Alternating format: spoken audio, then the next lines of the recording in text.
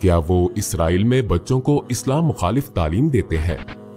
क्या यहूदी दीगर लोगों को दूसरे दर्जे का इंसान समझते हैं? रॉकेट पर रॉकेट फायर हुए, थोड़ी देर बाद हमला रुक गया। लोग अपनी पनाहगाहों से निकले और सब घरों की तरफ भागे। आप यकीन नहीं करेंगे कि वो कैसे भाग रहे थे, जैसे अल्लाह ने सूर फूंक दिया हो। अस्सलामु अलैकुम वरहमतुल्लाहि वबरकातुहू।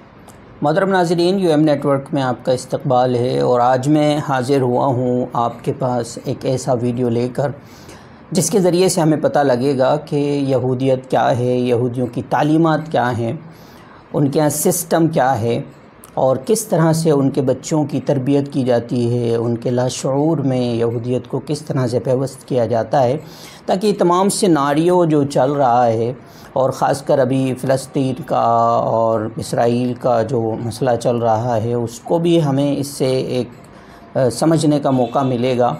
लिहाजा आइए इस वीडियो को देखते हैं और समझने की कोशिश करते हैं कि क्या कुछ वहाँ पे तालीमात दी जाती हैं और किस तरह से उनका सिस्टम रन होता है। आइए चलिए देखते हैं। क्या वो इसराइल में बच्चों को इस्लाम मुखालिफ तालीम देते हैं? क्या यहूदी दीगर लोगों को दूसरे दर्जे का इंसान समझते हैं? रॉकेट पर रॉकेट फायर हुए, थोड़ी देर बाद हमला रुक गया। लोग अपनी पनाहगाहों से निकले और सब घरों की तरफ भागे। आप यकीन नहीं करेंगे कि वो कैसे भाग रहे थे, जैसे अल्लाह ने सूर फूंक दिया हो। तुम कत्ल ना करना, ये तमाम यहूदियों के लिए हुक्म है। तुम अपने हम मजहब को कत्ल ना करना, लेकिन तुम मुसलमान को मार सकते हो। उनके खून पर तुम्हारा हक है। इस तरह वो लोगों के लाशऊर में अपनी सोच नक्श करते हैं।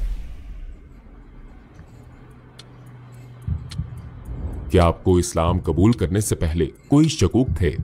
इस्लाम कबूल करने से पहले मेरे जहन में कोई मजहब नहीं था। मैं एक और तरीके से बताता हूँ। ये थोड़ा मज़ाक़ खेज बात हो सकती है, लेकिन मैं जब भी अपने घर से निकलता तो कहता, इन नंबरों को गिनो। मैंने एक रस्म बना ली थी, 7 नंबर दबाएं। मुख्तलिफ रस्मात। मैंने दूसरे खुदा अपना लिए थे। इंसान को फितरी तौर पर एक खुदा या सरप्रस्त की जरूरत होती है। चूँकि मुझे मालूम नहीं था कि इस्लाम क्या है, मैं किसी तरह खुद को बचाना चाहता था। किसी ने आयतुल कुर्सी की तिलावत की और मैंने आयात की तादाद गिनी। वक्त के साथ साथ मुझे कुछ ऐसा याद आता है। मेरी याददाश्त बहुत मुबहिम है। मुझे मजहब में ज्यादा दिलचस्पी नहीं थी। मेरा मतलब है, मैं कॉलेज में था, 20 या 21 साल का था। हम अपने वालिद की गाड़ी में घर जा रहे थे। उस वक्त हम अजरबैजान में थे। रेडियो पर एक आदमी था, खुमैनी नाम का इमाम। वो किसी बारे में बात कर रहा था। मैंने पूछा, डैड क्या ये नबी है? मेरे वालिद ने हंसते हुए कहा, कैसा नबी? ये उसका साया भी नहीं हो सकता। ये नबी नहीं है, इमाम वगैरह है। तब मैंने सोचा, नबी क्या होता है? कोई नबी कैसे बन सकता है? मैंने इससे आगे नहीं सोचा और जवाब तलाश नहीं किया। मेरा मतलब है कि मैं भूल गया, लेकिन फिर भी मैं इस बात को मुकम्मल तौर पर कभी नहीं भूला। जब मैंने ये सवाल दोबारा पूछा तब मैं 26 साल का था। मैं उसी जगह पर था। मेरी जिंदगी में मजहब से मुतल्लिक कुछ नहीं था, ना यहूदियत ना ईसाइयत। मैं कहूँगा मैं यहूदी हूँ अगर ये मेरे लिए अच्छा है। मैं कहूँगा अल्हम्दुलिल्लाह मैं मुसलमान हूँ, लेकिन मुझे अल्हम्दुलिल्लाह मैं मुसलमान हूँ के अलावा इस्लाम के बारे में कोई इल्म नहीं था। जब आप कलमा शहादत पढ़ने के बाद मुसलमान हुए तो आपको कैसा महसूस हुआ? अस्सलामुअलैकुम भाइयों और बहनों, हमने देखा है कि हमारे 80% नाज़रीन बाशुमूल इस वीडियो के ने हमारे चैनल को सब्सक्राइब नहीं किया है। जैसा कि आप जानते हैं, हम एक गैर मुनाफा बख्श तंजीम है और हमने अपनी वीडियोस पर एड्स बंद रखी हैं। लिहाजा हम सिर्फ इसलिए कह रहे हैं ताकि सच्चाई को फैलाया जाए। ये एक छोटा सा अमल लग सकता है, लेकिन इंशाअल्लाह ये बहुत से लोगों के लिए रहनुमाई का जरिया होगा। आइए अब सब्सक्राइब बटन पर क्लिक करें और एक साथ चलें अब्दियत की तरफ। जब आप कलमा शहादत पढ़ने के बाद मुसलमान हुए तो आपको कैसा महसूस हुआ? मैं जज्बात से भरपूर था।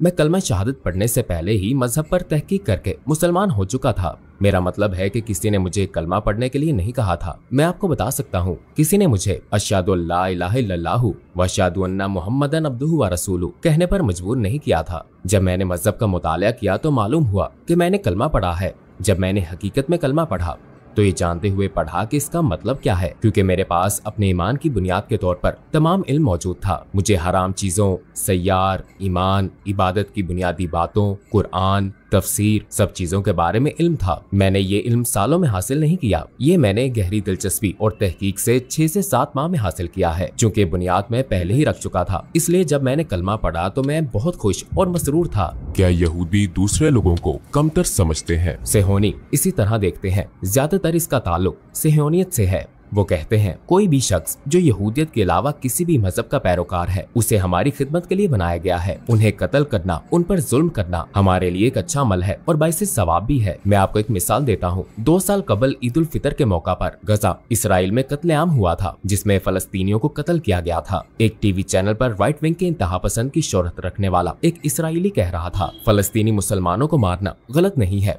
और हमारे लिए गुनाह नहीं है। अब हमें उन्हें खत्म करने की जरूरत है ताकि कल को वो हमें परेशान न करे। अगर हम अब ऐसा करेंगे तो हमें गुनाह नहीं सवाब मिलेगा। इस बारे में पूछने वाला टीवी एंकर भी हैरान रह गया, जिसने कहा था कि ये सहियोनी है। आप मुसलमान कब हुए थे? आपने मुसलमान होने का फैसला कैसे किया? जिस्मानी और रूहानी तौर पर मुझे काफी मुश्किल वक्त देखना पड़ा। ये एक महफूज पनाहगाह है। ये मुझे हराम चीजों में नहीं मिली। हराम ने मुझे कुछ नहीं दिया। मेरी महफूज पनाहगाह एक ऐसी चीज है जिसने मेरी रूह को मुतमईन किया, जिसने मुझे मुकम्मल तौर पर मुतमईन किया। वो चीज इस्लाम थी। एक वक्त ऐसा था जब मैं आजमाइश से गुजर रहा था और ये आजमाइश सही नहीं जा रही थी। मैंने खुद से कहा, मैं हर रोज गाने और बहुत सी दूसरी चीजें सुनता हूँ, तो एक बार इस तुर्क इस्लामी आलिम को सुन लेता हूँ और देखता हूँ कि वो क्या कहता है। तो इस तरह मेरा इस्लाम से तारुफ हुआ। नबी कैसे थे, मैंने सैयार के बारे में, रसूल सल्लल्लाहु अलैहि वसल्लम की जिंदगी के बारे में ये टॉक शो सुनकर इस्लाम सीखा। इस तरह मैंने अपने मजहब के बारे में सीखा। यहाँ तक कि मेरे दोस्त कहते हैं और मैं इसकी तस्दीक करता हूँ, मैंने यूट्यूब से मोटरसाइकिल पर हेडसेट लगाकर अपना मजहब सीखा। मैं आपको ये बता सकता हूँ क्योंकि मेरे पास यही फारिग वक्त होता था। मुझे किताबें पढ़ने की आदत नहीं थी। सबसे पहले मैंने इस बारे में बातें सुनी कि हमारे नबी सल्लल्लाहु अलैहि वसल्लम कौन हैं और सहाबा कौन थे। मैंने 1.5 माह बाद नमाज पढ़ना शुरू की और बाद में 2 माह बाद मैंने दिन में 5 वक्त नमाज पढ़ना शुरू कर दी। 1 साल बाद मैंने रोजा रखना शुरू कर दिया। मैं समझ गया था कि रोजा क्या होता है। मैंने रोजमर्रा जिंदगी में हर घंटे में आहिस्ता आहिस्ता और सब्र से अपनी सीखी हुई हर चीज पर अमल करना शुरू कर दिया। इस तरह मैंने इस्लाम को पाया। जब से मैं मुसलमान हुआ हूँ मैं बहुत खुश, निडर और मजबूत महसूस करता हूँ। मुझ में एक एनर्जी आ गई है जो ये फराहम करता है। क्या वो इसराइल में बच्चों को इस्लाम मुखालिफ तालीम देते हैं? इसराइल में सबसे संजीदा टीचर टीवी है। मेरा मतलब है टीवी। मैं कोई इसराइली टीवी चैनल नहीं देख सकता क्योंकि अगर देखूं तो मैं गुस्से से अपने दांत पीस डालूंगा। इतने झूठ और बहतान मैंने किसी और चैनल को इस अंदाज में इतनी मुबालगा राय करते नहीं देखा, क्योंकि वो आपके लाशूर की तरबियत पर बहुत ज्यादा सरमायाकारी करते हैं। फलस्तीनी दहशतगर्द, कोई जुमला फलस्तीन और दहशतगर्दों की जिक्र से खाली नहीं है। जालिम तुर्किया, जालिम तुर्क। हालिया बरसों में तुर्किया के अलावा कोई भी इसराइल और उसके जुल्म के खिलाफ खड़ा नहीं हुआ, तो वो टीवी चैनल्स पर तुर्किया और इससे मुतल्लिक हर चीज को इस तरीके से पेश करते हैं। आपको लगता है कि जो भी बात करता है वो जेल जाता है या जो कोई बात करता है उसे गोली मार दी जाती है। वो इन ख्यालात को लोगों के लाशऊर में बिठाने की कोशिश करते हैं और यही कुछ इस्लाम के साथ भी। वो इस्लाम दुश्मनी को परवान चढ़ाते हैं। जब एक फलस्तीनी मुजाहिद अपने ही मुल्क के लिए लड़ता है तो वो दहशतगर्द बन जाता है, लेकिन अगर आप किसी बच्चे को गोली मारकर कत्ल करते हैं तो ये सह्योनियत है, आपने अपना मुल्क बचाया। वो लोगों के जहनों में ये ख्यालात डालते हैं। मीडिया के मैदान में मुसलमानों और खास तौर पर फलस्तीनी मुसलमानों के खिलाफ जंग जारी है। तौरात में 10 अहकामात हैं। तुम कत्ल ना करना, चोरी ना करना, तुम धोखा ना देना, तुम जिना ना करना और इस तरह के 10 अहकामात हैं। वो ये सब तौरात में देखते हैं, लेकिन फिर कहते हैं तुम अपने हम मजहब को कत्ल ना करना। करप्शन, वो अभी करप्शन कर रहे हैं। तुम अपने हम मजहब को कत्ल ना करना, लेकिन तुम मुसलमान को कत्ल कर सकते हो, उसका खून तुम्हारा हक है। इस तरह वो इन ख्यालात को लोगों तक पहुंचाते हैं। यरूशलेम के बारे में इसराइल का मौकफ क्या है? ये मुसलमानों पर इतना जुल्म क्यों करते हैं? यरूशलेम इसराइल का सबसे अहम मसला है। ये सहियोनियत की अव्वलीन ख्वाहिश और ख्वाब है। दीवार गरिया का मतलब है यरूशलेम, इसीलिए उन्होंने इसे ये नाम दिया है। वो इसमें दाखिल नहीं हो सकते और ये मस्जिद अक्सा और हैकल सुलेमानी के नीचे है। मेरा मतलब है वो इस दीवार पर रो रहे हैं। दीवार के पीछे वो अल-अक्सा और यरूशलेम के लिए रोते हैं। हैकल सुलेमानी अल-अक्सा के नीचे है। सहियोनियत में उनके अकीदे के मुताबिक एक दिन वो अल-अक्सा को तबाह कर देंगे और हैकल सुलेमानी को दरियाफ्त कर लेंगे। और हैकल सुलेमानी के बिल्कुल सामने एक पहाड़ पर यहूदियों का कब्रिस्तान है।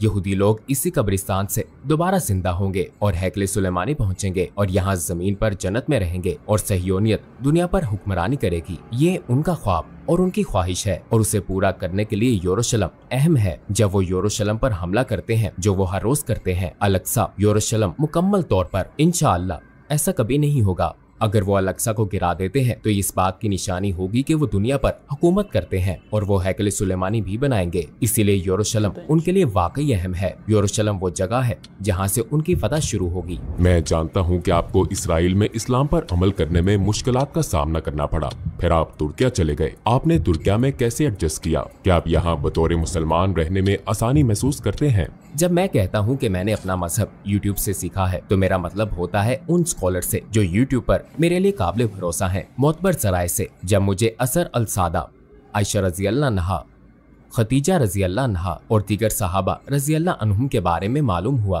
तो उनके बारे में जानने के बाद मैं तुर्किया में इस्लाम के बहुत आला मेयार की तोक़ो कर रहा था। जब मैं यहाँ आया तो मुझे बिलाशुबा एक धचका लगा। मैं ये ऐसे शख्स के तौर पर कह रहा हूँ जो इसराइल में रहा है। मैंने अपने आप से कहा, ये लोग सारे नहीं, इनमें से कुछ। इनमें और यहूदियों में क्या फर्क है? मेरा मतलब है ठीक है, अजान तो होती है, मैं भी सुनता हूँ, मगर मस्जिदें खाली हैं। मैं सड़कों पर चलता हूँ तो देखता हूँ कि कैफे भरे हुए हैं, इसराइल की तरह। बार्स भरे हुए हैं, बिल्कुल इसराइल की तरह। मैंने मवाजना किया है। बहुत सी चीजें हैं जो मुझे पसंद हैं, जिन पर मैं कहता हूँ अल्हम्दुलिल्लाह। आपकी बहुत सी फाउंडेशंस और इदारे हैं जो लोगों को अल्लाह और उसके जिक्र की तरफ बुलाते हैं। ये नेमत है। इसराइल में एक भी ऐसा इदारा नहीं है। एक मजहब, एक जैसी रवायात और रस्म और रवाज वाले लोगों के साथ रहना बहुत अच्छा लगता है। मुझे यहाँ कोई अजनबियत महसूस नहीं होती। मुझे जबान सीखने में कोई मुश्किल पेश नहीं आई। हम बचपन से ही तुर्क टीवी देख रहे हैं, लेकिन कुछ चीजों ने मुझे मायूस किया और कुछ चीजों ने मुझे सुकून दिया है। दुख होता है जब लोग मेरी नमाज का मजाक उड़ाते हैं। ये देखकर तकलीफ होती है कि लोगों को नमाज पढ़ने में मुश्किल का सामना करना पड़ता है। जब मैं इसराइल में नमाज पढ़ता था तो मेरे कोलीग कहते थे, आप अपनी नमाज अदा करें, पैकेज दूसरे लोग डिलीवर